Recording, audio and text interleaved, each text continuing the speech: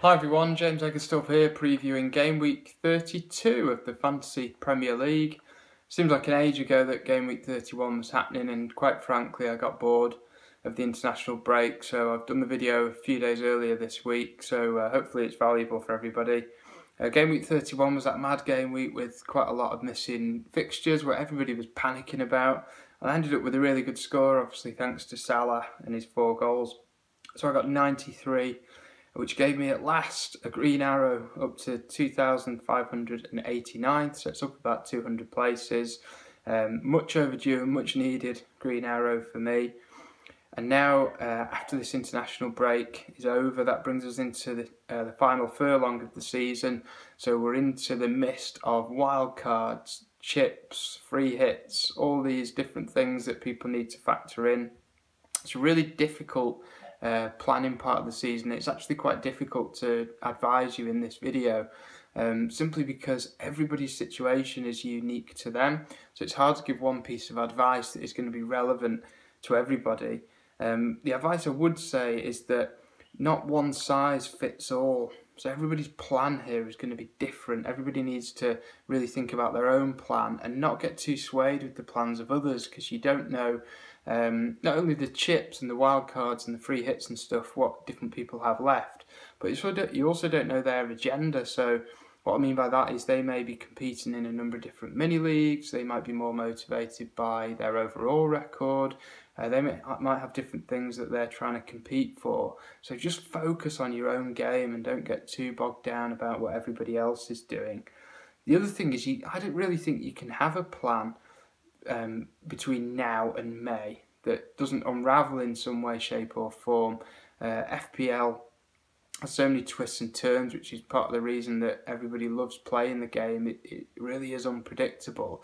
To actually set a 6 or 7 game week plan that remains in stone is really pretty much impossible, I think. There's permutations that are beyond your control. So let's look at things like the FA Cup games that are coming up, the European fixtures that teams have that is going to lead to rotation, the rescheduled Premier League games that we think will be in Game Week 37, but don't be surprised if they pop up in some of the other game weeks. The FA have got the Premier League have had some really creative ways of rescheduling fixtures, and then you've got the usual things like injuries and suspensions that all crop up in that time and affect your plans. Thinking about transfers for Game Week 32, of course you have to start factoring in the double game weeks that are on the horizon. So the ones we know about are Game Week 34, of course, and possibly these other round of fixtures in 37. Caveat to that is the Game Week 35, where there's a number of teams that don't have a fixture. So I think there's a couple of teams, maybe if you don't have tons of chips left, or even if you do, I still think these are two good teams, Arsenal being one.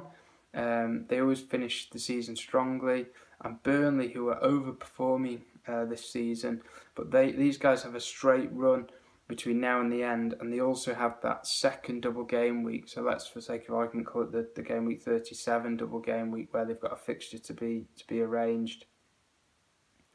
Anyone on a wild card at the minute, myself included, I think maybe there's an element of regret there that I played mine really quite early on the Saturday, and that was before the fixtures had been released, the double game week fixtures, and the way they landed wasn't quite as we predicted. So is there an element of doubt in my mind that I've played it at the right time? Possibly, but then at the same time, the reason I did it was to get ahead of the price rises. I knew the popular players would go up quite a lot. And I also had a hell of a lot of deadwood from Game Week 31, you know, Bournemouth and Huddersfield and Everton players that I didn't feel that I really needed. So I think the main thing you need to be doing if you are on the wild card is thinking about how many players you can get that have the 2 double game weeks left. So I think that's guys from teams like Leicester, Spurs, Chelsea, teams like that. So as many of those players that you can get in, I think is a loose bit of advice. There is a big factor on the horizon, and that is the return of our friend Harry Kane. For me, I think based on what my thoughts are at the moment, I'm going to wait until after game week 35, I think, to look at bringing him back in. I know all season I've been an advocate of what I call Kane exit, which is the notion of not actually having Kane in your team because you can redistribute the money elsewhere. And yes, that did really hurt me over Christmas, where he scored a large number of goals in a short space of time. But on the flip side, it did also hurt me in the new year when I brought Kane back in and he didn't perform to those levels, whereas the players that I could otherwise have had did. So guys like De Bruyne and people like that. And I think after game week 35, he's got better fixtures. We'll know more about his fitness, and also we'll know whether or not he has the game week 38, whether he has the FA Cup final in the game week after, because they'll have played that cup game by then as well. A player that is really interesting me at the minute, if you're on your wild card, is a guy who is on form. He's got 5 goals in 7 games. That is in all competitions, but includes 2 really tricky games against Barcelona. And he's a real enabler because of his price.